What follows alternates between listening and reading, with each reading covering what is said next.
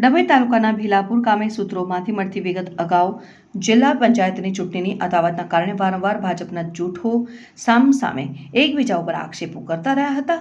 ગતરોજ social media ઉપર દારૂ ગામમાં મળે છે અંગેની પોસ્ટ મૂકતા બંને વચ્ચે બોલાચાલી બાદ મારામારીના દ્રશ્યો સર્જાયા હતા, જેમાં જાણવા મુજબ 2 જણ ઇજાગ્રસ્ત થતા વડોદરા સારવાર અર્થે ખસેડવામાં આવ્યા હતા। સૂત્રોમાંથી મળતી વિગતો અનુસાર ડભોઈ તાલુકાના ભીલાપુર ગામે 2 જૂથો વચ્ચે મારામારી થતા ભાગદોડ મચી।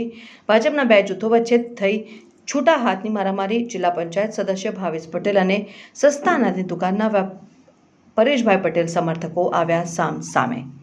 સોશિયલ મીડિયા ઉપર ગામમાં દારૂ વેચાય છે અંગેની કોમેન્ટ કરવાના મુદ્દા ઉપર થઈ બોલાચાલી બાદ મારામારીના દ્રશ્યો સર્જાયા હતા। જિલ્લા પંચાયત સદસ્ય ભાવેશ પટેલ પેજ પર કરી હતી કમેન્ટ। આ અંગે જિલ્લા પંચાયતના આરોગ્ય સમિતિના ચેરમેન ભાવેશભાઈ પટેલ અને તેના સમર્થકો દ્વારા પરેશભાઈ જયેશભાઈ પટેલ અને કિરણભાઈ પ્રદીપભાઈ પટેલને માથામાં ઈજાઓ પહોંચતા ઈજાગ્રસ્તોને લોહી લુહાણ હાલતમાં તાત્કાલિક વડોદરા એસએસજી હોસ્પિટલ સારવાર અર્થે ખસેડાયા હતા। જાણવા મુજબ અગાઉ જિલ્લા પંચાયતની ચૂંટણી સમયથી ચાલતી હતી। અંગત અદાવત પોલીસે ઘટના સ્થળે પહોંચી આગળની તપાસ હાથ ધરી હતી।